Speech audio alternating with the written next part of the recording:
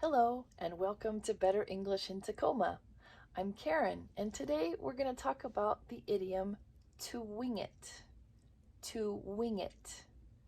This idiom comes from aviation, from flying, and it has the idea of a pilot who doesn't have all of the flying instruments in front of him and he's trying to figure out how to fly the plane without all those technical instruments. So he's winging it.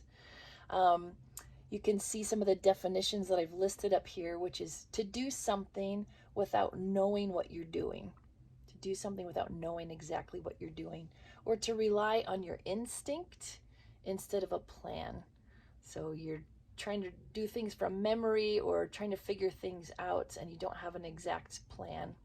Or to figure out things as they happen because you're not sure what's happening. So here's a few example sentences. I didn't know we had a test today, so I'm just going to wing it and hope I don't fail. So to wing it means I take the test and I do the best I can, but I didn't study for the test, so I have no idea if I'm going to do well or not. So I'm gonna wing it. The other example I gave you is I want to make an apple pie and I can't find my mom's recipe, so I'm just going to have to wing it. Means I don't know which ingredients to use. Maybe I know a few of them, but not all of them. Or maybe I don't know how much I should put of sugar or apples. So I'm going to wing it. I'm going to try to remember and try and figure out how to make this pie, even though I don't have the specific directions for it. I'm going to wing it. So there's a couple other phrases that are very similar to this. And one of them is flying by the seat of my pants. It's very similar to winging it. Again, it means I'm doing something even though I don't know exactly what I'm doing. So my example sentence is, I've never cooked for this many people, so I'm just flying by the seat of my pants to try and figure out how much I should buy, how much food I should buy. So flying by the seat of my pants, I'm trying to figure things out as I'm doing them. And then flying blind.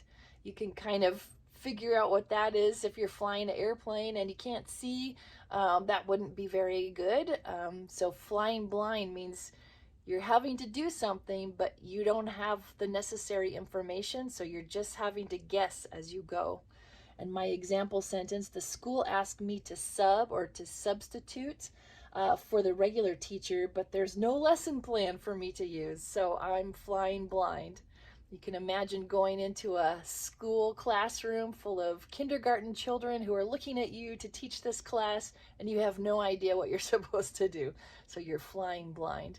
So I hope that as you are studying English, even if sometimes you have to fly by the seat of your pants and figure out what you want to say, I hope that you continue doing well, and we look forward to seeing you next time on Better English in Tacoma.